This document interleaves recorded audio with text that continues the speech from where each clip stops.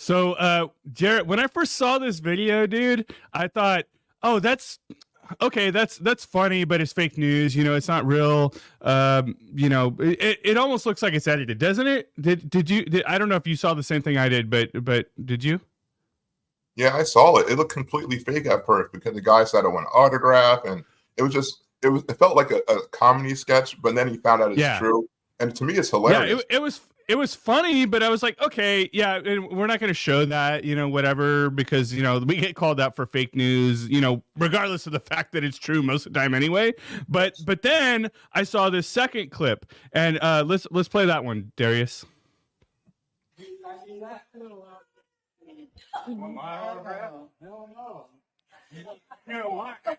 No, put it on. Come on. Get a selfie. There it is.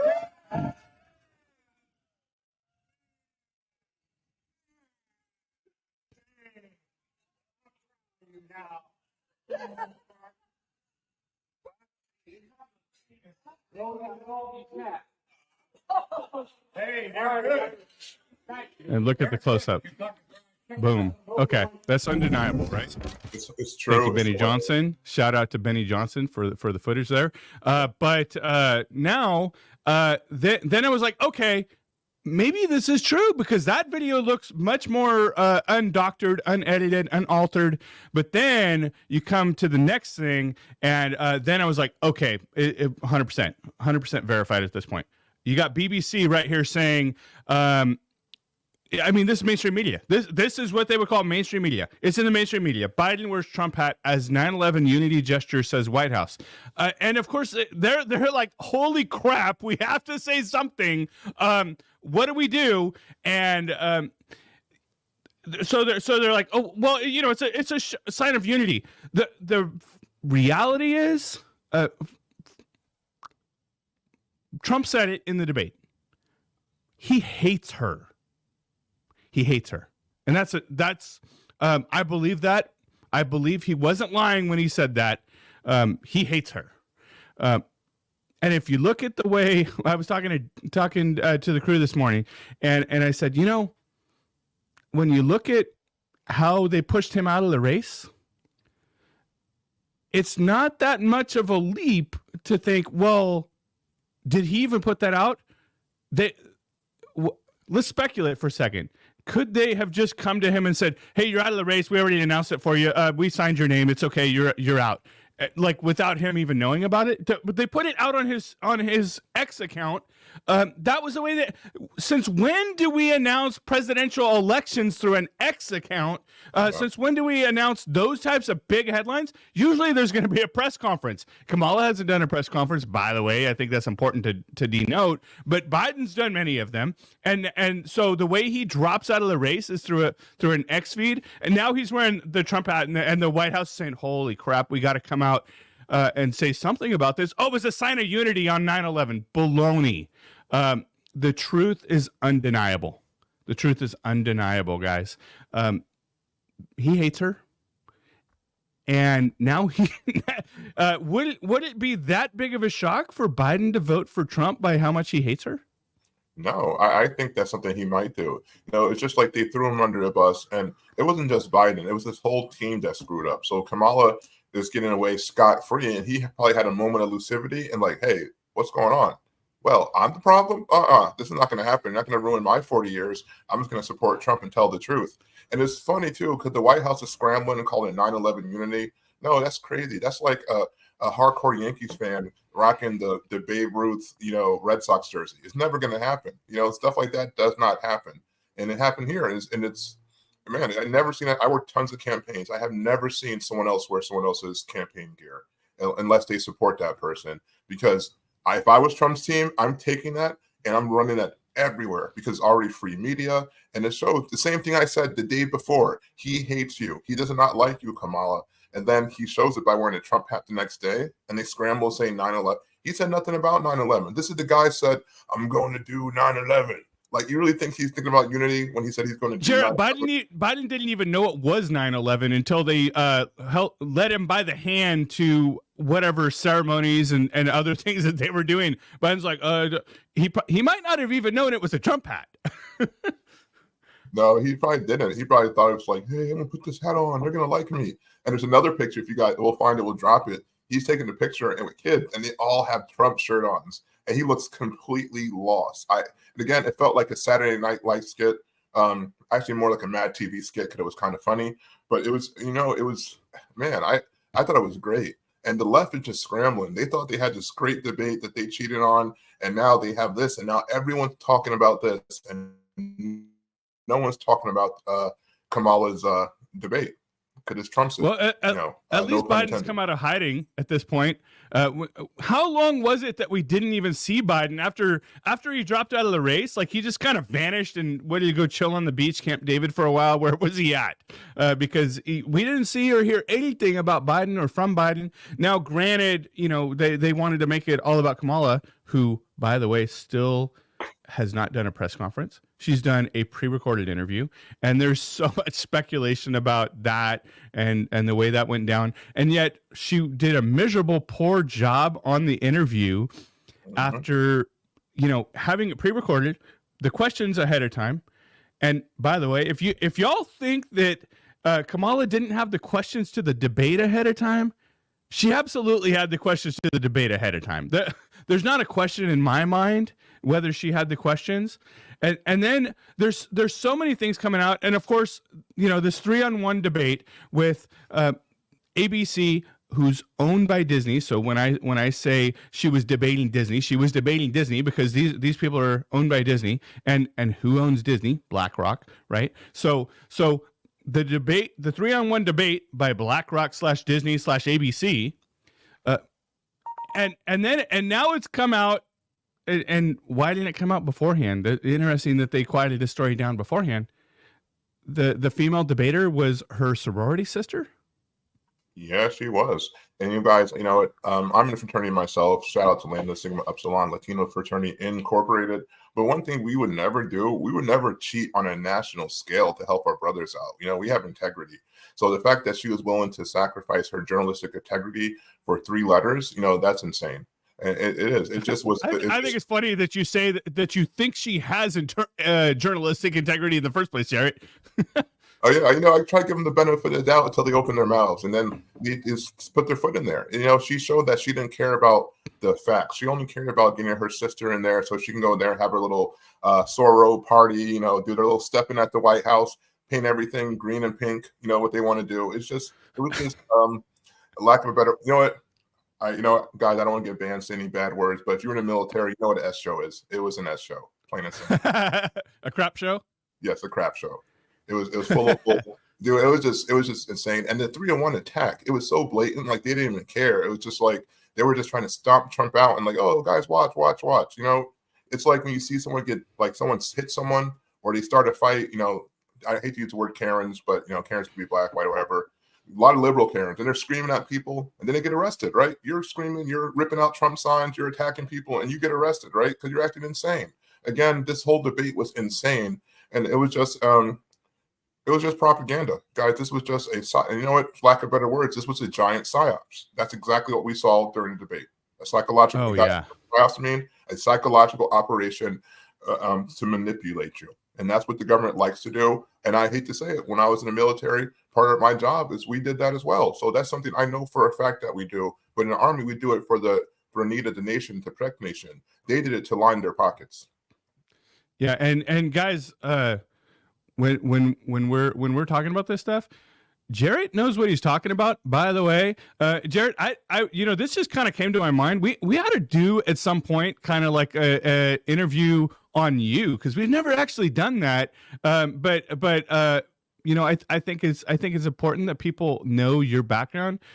So Jarrett has a pedigree in this media stuff and in politics that y'all don't even know about. My boy knows his stuff. If you could just give us just a couple little quick highlights and just like 2 lines on that, Jarrett, real quick, and then we're going to come back and do an interview with Jarrett probably in the next couple weeks, so y'all like really have a full detail of Jarrett's full background. Yeah, guys, I was a public affairs specialist in the Army, and after that, I worked every level of campaigns you could think of, from school board all the way to federal to governor. I was the heir apparent to a lot of things. I've been asked to run for Congress many a times. I turned it down because I love being behind the scenes and finding good people to run. But yeah, guys, I know politics, I know media, I know a lot of this stuff. I just don't like to talk about it because so many times I like to talk about it in this format, but so many people like to brag about this stuff and show how smart they are. I don't care about appearing smart. I care about you guys getting information so we can make a change in this world. You know, it's not about me, but I love to share you guys, let you guys know what I'm talking about. I do notice a lot of times on social media, the left loves to attack me like, what's your pedigree? What do you know? What do you know? And I'm like, I'm not doing this. Like, just read my stuff. But if you guys need to know, I'm gonna let you guys know. So, you know, but Mike knows the stuff too, man. He's a monster in this field. And yeah, we should definitely interview you too, Mike, because you're doing a lot of great things. That'd be awesome. But so y'all, my boy knows what he's talking about when it comes to this stuff. But you know, he's been fighting for our rights, for First Amendment for a long time, just like one of our favorite new, not just sponsors but partners, Freedom 2.0. And guys, they've been a sponsor of ours. Just recently came on since Detroit. Yeah, you got the hat there, bro. Freedom 2.0, and guys, we actually have a special promotion going on with them. You can go check them out at Freedom 2.0. Use code 511 for 15% off. And these guys are not just a hydration company. We're going to be bringing some energy packets and some other things to y'all as well. But bigger than that, and I think more importantly than that, they have a voice in our space, and the founders who we partner with on a deeper level than just because we don't just come and peddle products. The founders are very much in the fight with us, in the trenches with us, doing the work. So, and they were just, Elizabeth was just on the panel with us yesterday, and we talked about all sorts of things, and she's very intelligent, very articulate woman. So anyway, thank you all, Elizabeth, Cyrus, Freedom Water, and wanted to mention one more quick sponsor for you guys, Covenant Coffee. Covenant Coffee is here in Bakersfield, California. Thank you, Randy Martin, for all you do. Be in the hands of Jesus, be in the hands of God here in Kern County with the emancipated foster youth. And Jared, I think we need to help them spread their mission further than outside of just Kern County. But they're providing job skills. They have locations across Bakersfield, and they're blowing up as well. Go check them out at covenantcoffee.org, or if you're in Bakersfield, across the street that way, not that way, at Mohawk in California, or on North Chester. And you know, Jared, every time I make that announcement about where they're located, I feel like I'm kind of publicly doxing myself of where our location is. But guys, yeah, go check them out. And couple more quick announcements. Number one is an event that we're working hard to bring some really cool stuff to you. In fact, tomorrow, Jared and I are doing a top 10 on this event, top 10 reasons to go to AmFest, and we have a video for y'all on this as well. You represent your presence here at the largest multi-day event in conservative grassroots history.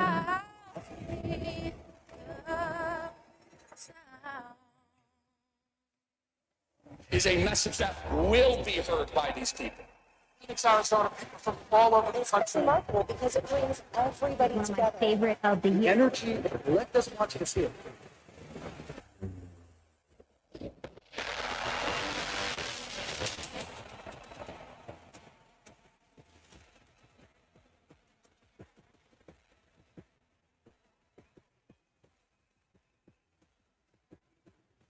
Stakes are high.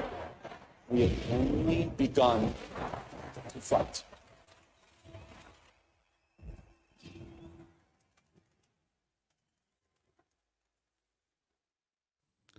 So, guys, we're going to have fun tomorrow, telling you all the reasons that we're going, all the reasons y'all should be going to America Fest. And we'll see y'all there in Phoenix, Arizona, December 19th through the 22nd.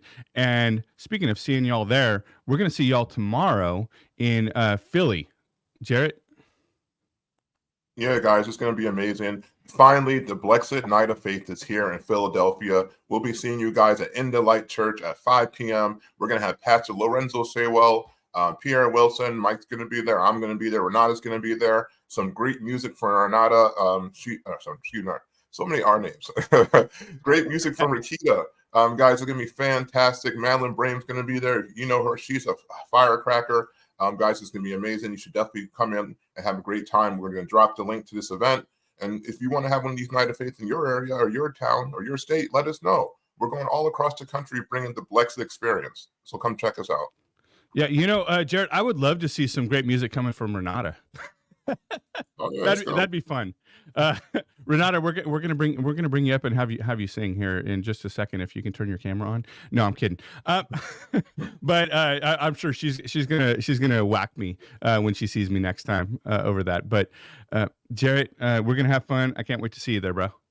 Yeah, it's gonna be a great time, man. I'm looking forward to it. We get to hang out, make some content, listen to some good music, have some great Philly food. I'm glad you're coming out to the East Coast. That's right. And we're gonna be hanging. We're gonna be having a good time. But guys, today we're gonna be. Yesterday we did a panel on the debate. Today, Jared and I just wanted to rant and kind of cover the top 10 most egregious moments of the debate. And we're gonna start with number 1. Go ahead and roll the video. I caught Darius off guard. Roll it when you're ready, Darius. And shout out to Darius. Darius is awesome, guys. You guys got to check him out. He does great work. He's our saving grace a lot of times with this tech stuff. When we're so lost, he's just like, I got you. So shout out to Darius. Did we got it yet? It says worst attack on democracy. Darius don't have it. All right. That's the joys Donald we get Trump from being live. us the worst attack on our democracy since the Civil War. What the Wharton School has said is that please fact check that. Yeah, go. The worst attack on democracy since the Civil War. Let me hold on a second. Let me put that in context. The worst attack on democracy since the Civil War. She's talking about January 6th, where the only person who was shot was a protester by a rogue Capitol policeman. When she says the worst attack on democracy since the Civil War, that includes Pearl Harbor. That includes 9/11. By the way, that includes the first attack on the World Trade Center. Yeah. For Gen Z folk who don't remember. I don't know if you know this, Biggie rapped about it. Just so you have an idea, it wasn't even the first one. 9/11 was the attack on the World Trade Center. Yes. At some point. Times two. That includes the Unabomber. That includes Timothy McVeigh. Holy cow. That includes every mass terror incident since the Civil War. And the Cold War, which their whole point was to get rid of us. Yeah. So that I think that on the eve of 9/11, how much situational awareness do you have to realize, hey, today's September 10th, tomorrow's 9/11, but I'm going to say that January 6th, which was massively blown out of proportion, not the least of which was done by our favorite rhino, Liz Braham Lincoln, Liz Cheney. And Jarrett, there's a whole story about why I call her Liz Braham Lincoln, but this was the most worst attack on our democracy since the Civil War was January 6th. Baloney. And I think that was possibly the most egregious moment of the debate. Yeah, I totally agree. She negated so many different things that happened and affected America's lives of Americans. I went to the World Trade Center after the first bombing. Yeah, you're right there. How far is it from you, bro? About an hour. So I went there twice. I went there, well, more than twice, but I went there after the first attack on a school field trip. Our field trip, which just happened to be planned, and we went there and saw everything up. And then my brother and I, when my birthday, we went to the city, and we went there when there was just a hole in the ground because his office was about 2 blocks from there, and we just stood there, and it was just it just took you back. Because I've been there when the building was up, and I'm looking at this giant hole in the ground, and you can feel the pain and all the agony that took place. And the Democrats and the liberals love to bring up stuff like the Tulsa massacre. They bring it up and said that was a couple of years ago. That's the worst thing that ever happened. So every couple of years, or couple of months, or couple of days, everything is the worst thing that ever happened because they're trying to scare you. This is called fear mongering. And that's exactly what she's an expert at. She's not an expert at politics. She's not an expert at anything except raising the level of fear and trying to get you to do something based off of fear. And that's a tactic of a poor politician. Yeah, and so for her to say that 9/11 was the worst attack on our democracy, that's pretty out there to say. And Jared, we have a friend of ours. You probably have many friends of yours, but at least one that I'm aware of that they've lost family members in the attack on 9/11. Our friend and contributor to 511, Price Hopkins, lost his cousin over there. Price Hopkins, shout out to Price, with BSM, Blexit Student Movement, and yet we're sitting here talking about, hey, our people shot that one dude. That was the most yeah. Now, I'm not saying that any loss of life is acceptable in any event, but what I'm saying is for you to say that January 6th, and they want to make it all about, by the way, they want to make this election all about hate Trump. That's number one. Number two is they want to make it about abortion. And number three, they want to make it about January 6th, because that's all they have to stand on. That's all they have to stand on, because you look at the economy, the things that people care about, the economy, the border, foreign policy, the wars, and all of these things are tied together. And if you think they aren't, you need to go seriously have your head examined. But the things that people care about is the things, frankly, they spent the least amount of time on in the debate. Yeah, I noticed that too. It felt like they were just skipping over questions. The monitor was saying, so, Kamala, how do you feel about the border, your border policy? You know what? Let me not talk about that. Let me talk about Trump and Project 2025. You know what's going to happen? He's going to destroy America with that project. 2 minutes later, this guy has no single plan whatsoever. No plan, no plan. It was just nothing but hyperbole. But you're right. They didn't really focus on the issues, the stuff that people cared about. It really bothers me when I see news articles not talking about the talking points or, the issues, and they're focused on, 1 out of 9 faces. What's your favorite Kamala face? Really? That's the big takeaway, news media, the favorite face she made. And it ticks me off because she knew that was going to happen. She knew that some of these voters, and I'm going to say it because if you say this, Mike, they're going to say that you're racist, that that some black voters will fall for that because they're like, oh, go auntie, look at auntie ate it, auntie killed, let her cook.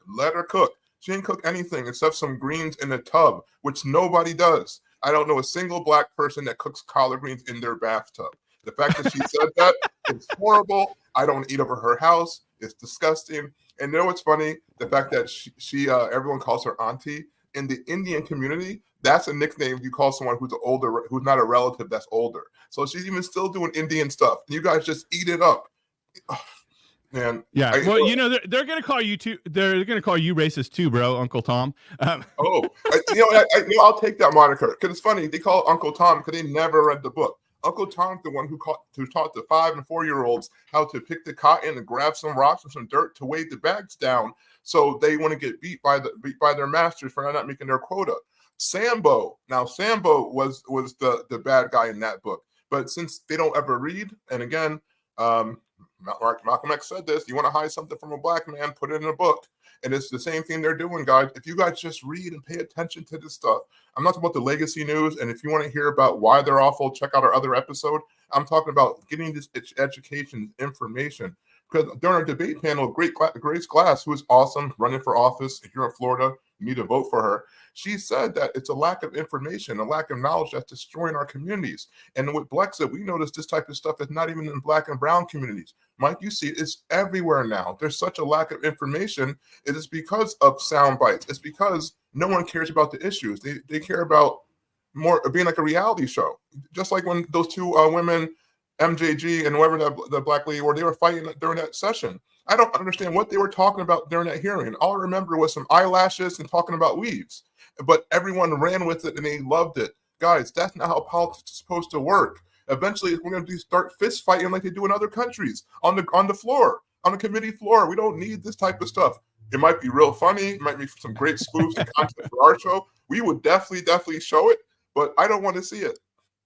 Yeah, well, they used to do that back in like the 1800s in America. It was pretty ruthless. So as bad as it is now, it was way worse back then. But so I'm gonna move on to number 2, the debate moment number 2, and we got a video on this one too. And I thought this was pretty funny because while Kamala is busy stealing lines from Trump on what her policies are and denying any, it's so interesting how Kamala will deny any involvement where it fits her and suits her with the Biden policies, and at the same time, the other side of her mouth say, these policies that we implemented, right? So which one is it? Is it that you're denying his policies, or that you were part of his policies? But we have a moment that Trump actually borrowed a line from Kamala,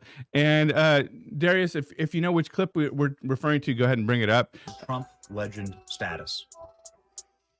Can't argue. She gave all that stuff up very wrongly, very horribly, and everybody's laughing at it, okay? They're all laughing at it. She gave up at least 12 and probably 14 or 15 different policies. Like, she was big on defund the police. In Minnesota, she went out, wait a minute, I'm talking now. You don't mind, please. Does that sound familiar? Mr. Vice President, I'm speaking. I'm speaking. Mr. Vice President, I'm speaking. Mr. Vice President, I'm speaking. I'm speaking. I'm speaking. Does that sound familiar?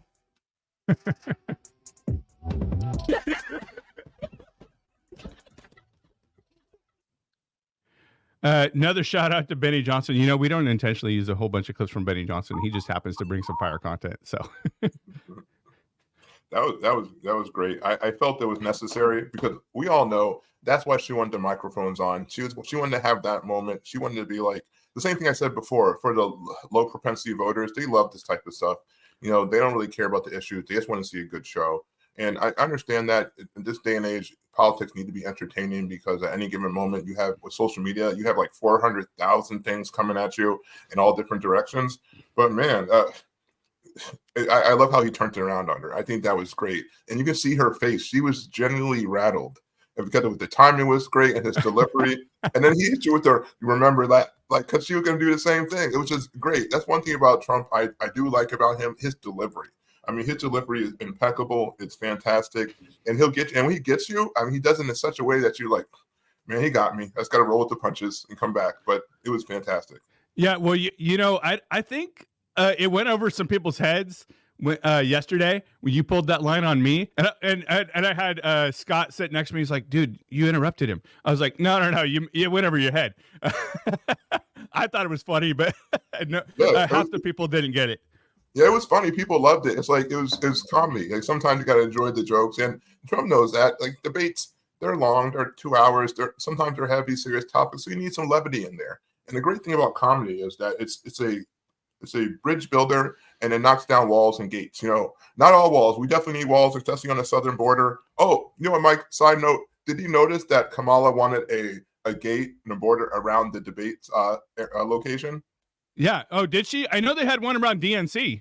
Yeah, they had a wall up. So the whole time she's against the wall, she put up a wall to protect herself while she was debating. So why do you need a wall to protect yourself? Because you say awful things, and your awful things you said put President Trump's life on the line. And you know what? It bothered me about that too. He mentioned that, right?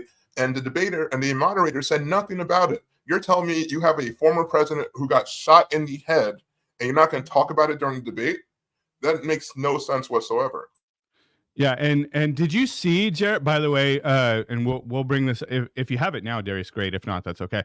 But we'll bring this up on our episode on immigration that we're going to do coming up probably next week or something. Did you see, Jarrett, the video of the border wall graveyard?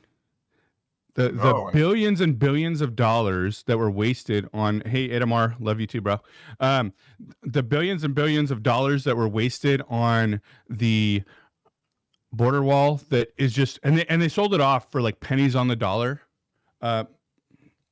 Wow, that's such government waste. That's an issue too. Like we do need this wall, but we can't just be wasting funds. Like, this is necessary.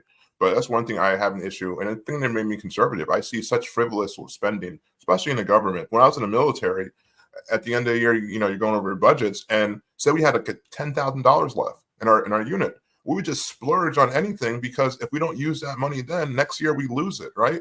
And it's the same thing with this border wall. And this is why we need a good leader who understands the economy. That's why I like President Trump, because he understands business. And they're like, oh, he had a business who failed. Guys, you've been entrepreneurial. Guarantee if you're an entrepreneur for multiple years, you're going to have a business that fails once or twice. It happens. Even the most successful businesses have downward spirals at times. But look what he brought from that. He continued to be successful. And we need that same success in our country. For lack of better words, I hear this all the time. America is like a corporation. It's like a business, right? And who would you rather have running the business? Somebody who actually understands what's going on, or a lady who thinks that our information is in a real cloud above our heads? I'd rather have the guy who can run a business. Yeah. Speaking of that, did you notice he called her out on her?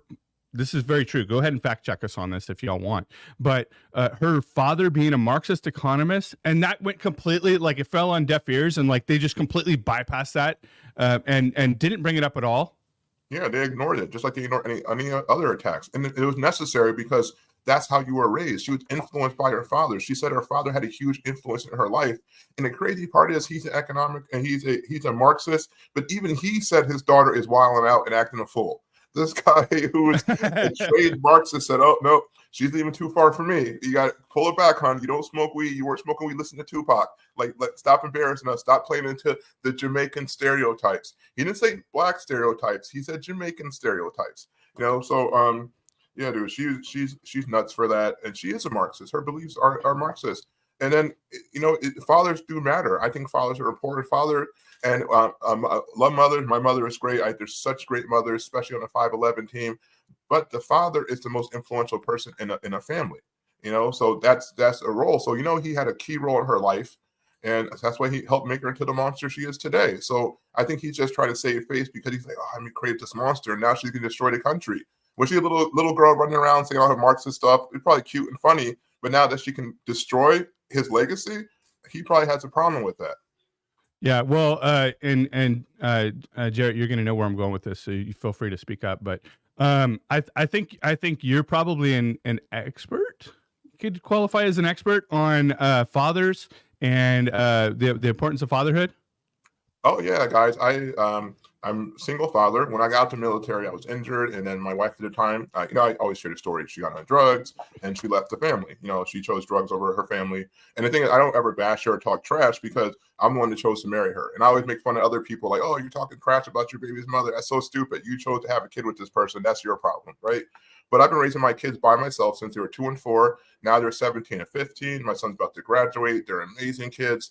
But I also know if we had a strong nuclear family, they'd be even better kids. And if you want an insight into my background and why fatherhood is so important to me, check out the Blexit documentary called Black Fathers Matter. It's all about fatherhood. It's about my journey. It's about my father, who was an amazing father, neighborhood father, took care of everybody, hardcore veteran, loved his country, loved the Lord. And it's also about how fatherhood's under attack. Now, Mike, we're the punchlines in every show. We went from being the Archie Bunker was funny. We're from being the Archie Bunkers to Uncle Phil's to everyone being Homer Simpson and worse. Yeah. Don't get me wrong, I love Homer Simpson. He loves his family, but we're not all idiots. And the kids watch this, they think their dads are idiots, and the mother think the dads are idiots because they don't want strong men in the homes. And you have groups like BLM saying that they don't need fathers, and that's because they're a Marxist group run by a bunch of lesbians who wanted to push the LGBT agenda, and fathers don't fit into LGBT agenda. And if you think I'm lying, you can fact check me at their website. It says it in black and white, or sorry, I shouldn't use that. It says that in words. Oh no, I'm getting in trouble. You're being racist on words. I'm being racist. Ooh, racist against words. Oh man. Speaking of racism, Mike, I got to send it to you. But I'll send a video. But this kid was talking about racism. He saw two things: salt and pepper, and the pepper had less holes. And he said it was racist that the pepper shaker had less holes than the salt. And this is the stupidest thing I ever saw. And the kid's like 7. And this is the type of stuff that Kamala's going to push on you. This is the same stuff. You know why the salt and pepper shaker have different number of holes? Because the texture of the salt, the granular stuff. That's one of the reasons. The other reason is so that you can tell them apart when they're empty. See, that's genius. See, we got to drop a truth bomb for that later. Had no idea. That's pretty smart. Yeah, if you don't want to mix it, what if you can't have pepper? Allergic reactions. But the kids are so indoctrinated nowadays, especially with Kamala pushing this salt and pepper's racist. Yeah, salt and pepper is racist. Math is racist. Reading is racist. SATs are racist. Soon breathing is going to be racist. Oh, you took too many breaths. Your air is cleaner than their air. It's racist that you breathe clean air. This is just ridiculous. They say everything's racist because they breathing is just global warming. You're causing global warming by breathing. But guys, where Jarrett, where do we find that? By the way, I that's what I did want to bring up, but I wasn't sure if we can call it out. The documentary you did, where can we find that? Oh, it's on YouTube, but also on the Blexit website. We'll drop a link to the documentary on it. And guys, if you're watching out there, comment, let me know what you think about it. And yeah, it's gonna be great. And then also, guys, I'll have some information on that too coming soon. I got a special thing I'm working on. Can't announce it yet, but stay tuned. It's gonna be awesome. It's something to do with fathers. But yeah, it's a great documentary. Shout out to the Turning Point production team. They're fantastic. Mike, you met them before. I mean, their work is fantastic. And that documentary is award winning. They won an award with that. So shout out to Turning Point Blexit for having an award winning documentary. Wait, do I get to say I have one? Can I'm in it, or like I don't know how that works? Well, you were part of a documentary. Okay, yeah, that's funny. There we go. So, guys, go to moment number 3 from the debate, and this was more than a moment, but it was really, frankly, I think it was the defining theme of the entire debate, the 3-on-1 debate. You remember when they were talking about abortion? And of course, like I said before, they want to make this election as much about abortion as they possibly can. They fact-checked Trump on this. They asked him, "Are you gonna sign a ban on abortion? Are you gonna veto a ban on abortion? Are you gonna veto a ban on abortion?" And then when it came to Kamala, the question to her that Trump asked, by the way, ABC didn't ask it, are you going to sign a law making full-term abortion, essentially, I'm paraphrasing, but full-term abortion legal? And she completely ignores the question. So they fact-check Trump 3 times in a row. Then they go to Kamala. She ignores the question. And then they go back and fact-check Trump again. Yeah, and the crazy part is Trump answered. He said, it doesn't matter because it went back to the states. I don't have that power. So he's telling you what he can exactly do. And then they're just asking over and over and over again. So he said, all right, you want to play that game? I'll play that game too. Hey, Kamala, what are you going to do with month 7, 8, or 9? Which we know a lot of Democrats, especially the former governor, Virginia, they're okay with abortion in the 9th month. Here in New Jersey, abortion is codified, so you can have abortions up to the 9th month. You can have abortions. Yeah, we actually have a clip on that. If you want to bring that up, Darius, we have a clip on the governor of Virginia talking about this on radio, so we know exactly what moment they were talking about. If you don't have it, it's okay, Darius. Julie Carey. There we go. And governors, you know, the issue of abortion rights emerges every year in the General Assembly session. This year, no exception. There was a very contentious committee hearing yesterday when Fairfax County Delegate Kathy Tran made her case for lifting restrictions on 3rd trimester abortions, as well as other restrictions now in place. And she was pressed by a Republican delegate about whether her bill would permit an abortion, even as a woman is essentially dilating, ready to give birth. And she answered that it would permit an abortion at that stage of labor. Do you support her measure and explain her answer? Yeah, and I wasn't there, Julie, and I certainly can't speak for Delegate Tran, but I would tell you, first thing I would say, this is why decisions such as this should be made by providers, physicians, and the mothers and fathers that are involved. There are, when we talk about 3rd trimester abortions, these are done with the consent of obviously the mother, with the consent of the physicians, more than one physician, by the way.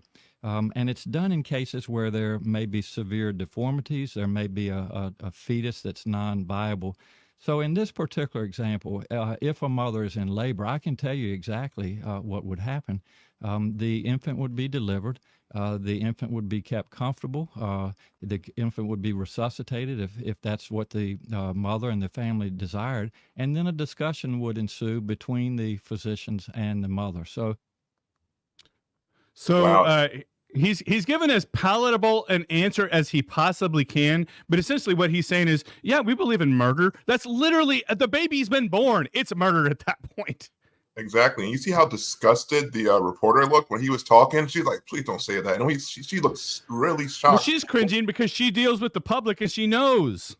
Yeah, and the woman in the back would even look at him. He's her head's down, like, I don't want to be a part of this. I can't believe he's saying it on my show. This is going to go everywhere. They were like, I can't believe he said this here. They might have enjoyed the soundbite, but I can't imagine the backlash that they got for that. And it was deserving, too, because that guy said, hey, baby, you're born. You know what? I don't like how this baby looks. Just let it die. And it's on the table. So the doctor's whole job is preserve life. So you're telling me you'll have a baby crying on the table, crying, and it just has what? Maybe some kind of mental disorder or some kind of deformity, and then you say it's not viable. Like, why? Because it has a deformity. So you're telling me someone with a deformity is not viable? That's ridiculous. Or somebody who's on special needs is not viable. That is insulting to those people and insulting to those families. Every life is viable. And that's a bunch of crap to say that, because you're trying to say you're literally treating those babies like they were slaves, like when they're not even 3/5 of a person. You say they're not even a person, so you're treating them less than slaves. Literally just call every single aborted baby call Sambo, or call them Uncle Tom, because that's how they're getting treated. Like, I use Uncle Tom because a lot of our viewers understand that he was the hero, but the liberals watching think he's the villain. But it's ridiculous. They treat these babies like they're trash, right? And because we got a comment from Brock, and thank you, Brock brother, for always being part of our 511 fam here. But he says, how can any Christ follower vote for someone who supports killing babies, murdering babies? Unaliving for our YouTube audience, since I think we should keep a tally on how many times we get canceled. But I think so. But guys, so we're gonna move on because we're running short on time here. So we're gonna move on to point number 4, where she calls out Trump for calling KKK white supremacists very fine people. Not true. Fact checked on a liberal fact check website. Bring it up, D. There we go. Snopes. No, Trump did not call neo-Nazis and white supremacists very fine people. Here we go. In a news conference after the rally protesting the planned removal of a Confederate statue, Trump did not say they were very fine people on both sides. Referring to the protesters and the counter-protesters, he said in the same statement he was talking about neo-Nazis and white nationalists who he said should be condemned totally. He literally said the exact opposite of what they're telling people that he said, and yet they're reporting it, and their own people. Who backs Snopes? This is a leftist website, guys, and they're coming out reporting it that is false. And yet here's Kamala in the debate. I feel bad for the challenge I put out on TikTok the other day, the drinking game. We might put some people in the hospital. For real, yo. If you had alcohol poisoning, because she was lying constantly. And oh man, I hope people were drinking beer or something light, because if you're drinking shots, you're probably still sleeping right now. It's so insane that she would say that, she would run with that, but she understands that her base, for lack of better words, are uninformed voters. Because if you're an informed voter and you deep dive into their stuff, there's no way that you can support the left. There's no way you can support their principles. Now, if you're a single issue voter, I can see you supporting the left for some nonsense, right? But I say this for our side too. You have to move past being a single issue voter. We have stuff that we all care about first and foremost. I love the country. I want a strong military. I'm super pro-life. But I also know there's other issues I care about less that I need to pay attention to, because that actually matters as well. It might not matter to me right this second, but 2-3 months from now, or 6 years from now, it might be prevalent in my life. So you got to pay attention to that. And it was just, man, it's just lie after lie after lie. And again, she wasn't fact checked.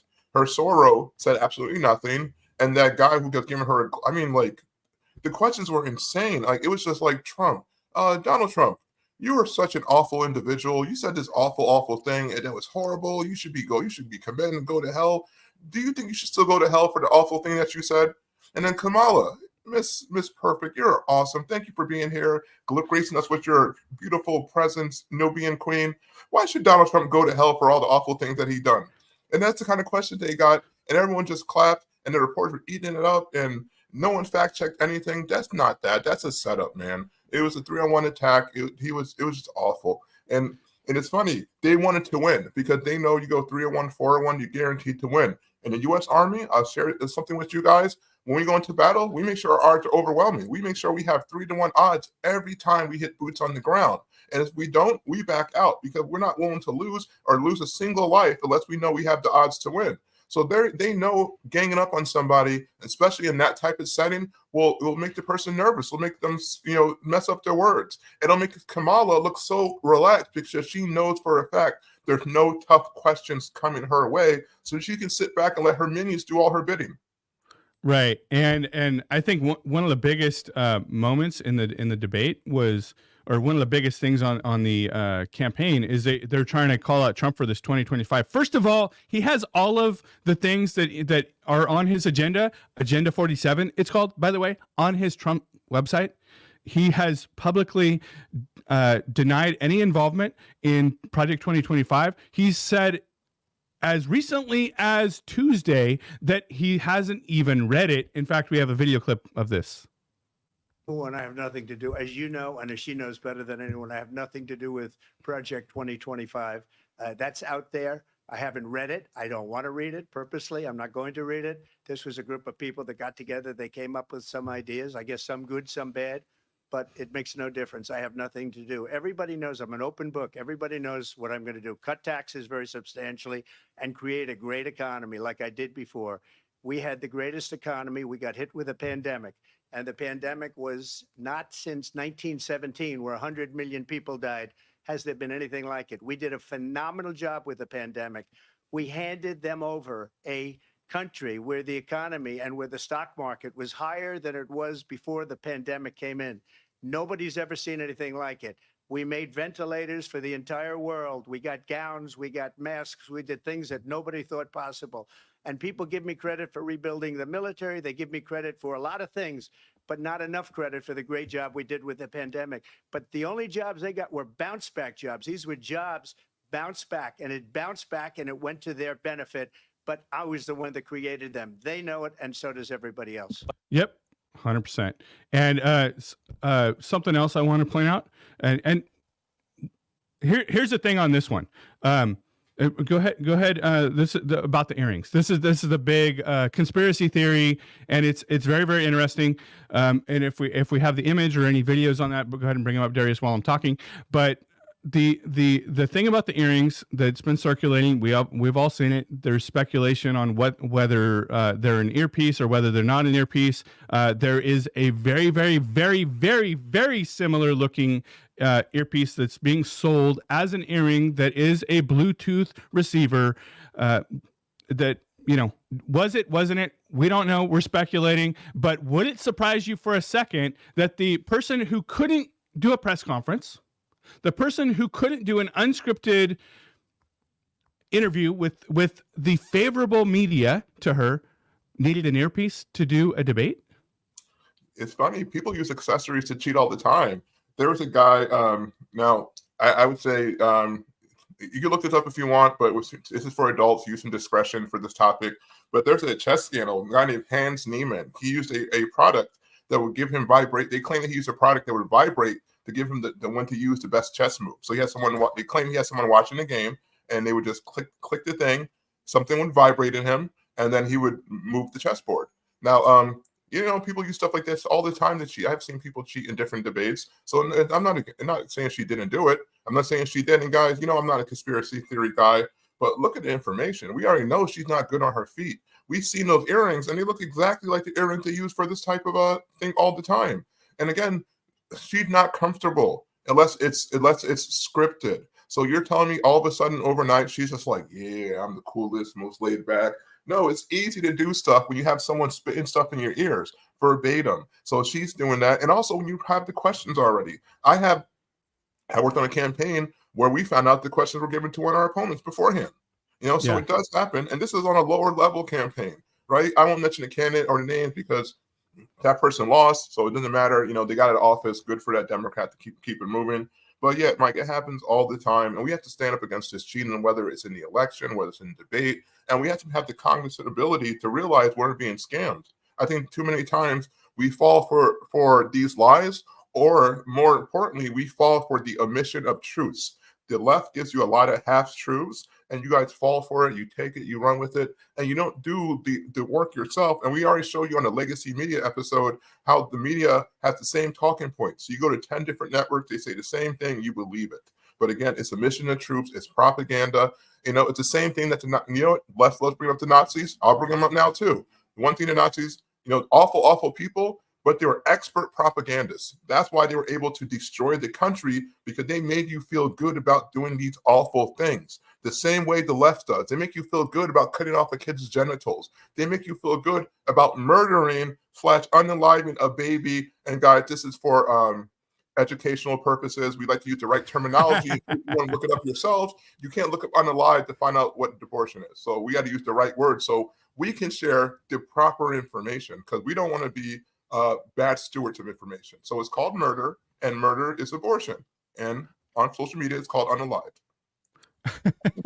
You got to use certain terms to not get canceled. I don't know. We do a good job of trying to get canceled here every day, but that's because we bring at least what we believe to be the truth. So, guys, and Darius, there's one more video I want you to drop in the comments. We don't have time to play it, but the longer video on the breakdown of the conspiracy theory about the earrings. I think there's some proof that may lead us to believe that. Now, of course, the media is going to come out and deny that was even a thing, but. Guys, we don't have time to get through everything we want to get through today, so we might just come back next week with another episode on some more of our thoughts on the debate. Of course, we're going to be bringing to you guys as much truth as we possibly can, always, every time, because, guys, the truth is undeniable. Get out there and vote. Thank you all for watching. Have a great day. God bless.